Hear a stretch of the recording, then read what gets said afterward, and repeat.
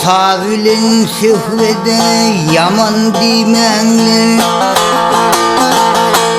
Savilen sühvede yaman dimenli Adım atı bina bolunma vardır Hevil bilin kevil yine koynunda Gül açıp bu dünyaya gelin ne var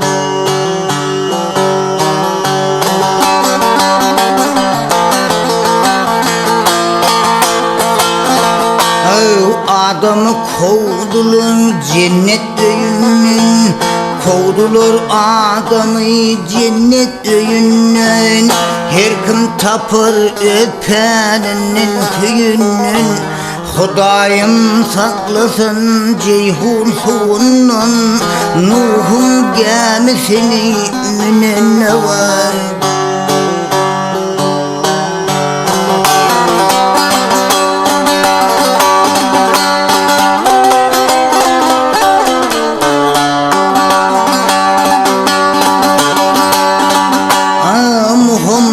Peygamber dinanın açtı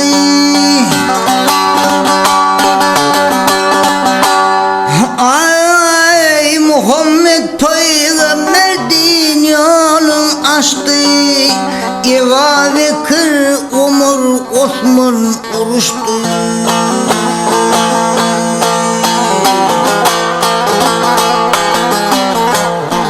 Bilal azan ayttı, kafirler kaçtı Alı dinin canı çalana var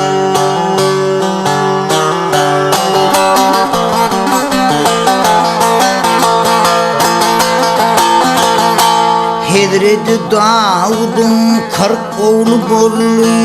Hazreti Davud'un 40 oğlu bollu Minnelik eyledi 40'ısın öldü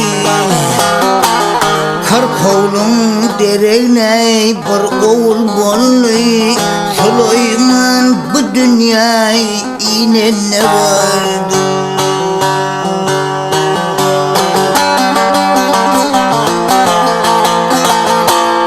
Mollalar yığınandı tapmadı delil Yığınandı mollalar tapmadı delil Men sana sığındım ya Rabbim celil İshak oğlu İbni Evrahim Halil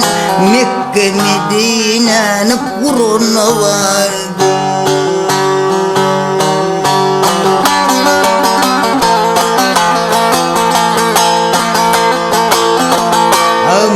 Mollagayı Aydar Hıdır'dır pirim Mollagayı Aydar Hıdır'dır pirim Pirim Şah-ı Merdan alı desnilim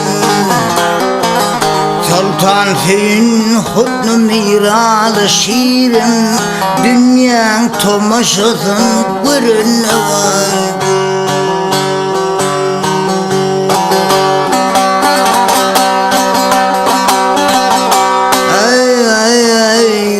Açıl bu dünyaya gelen ne vardır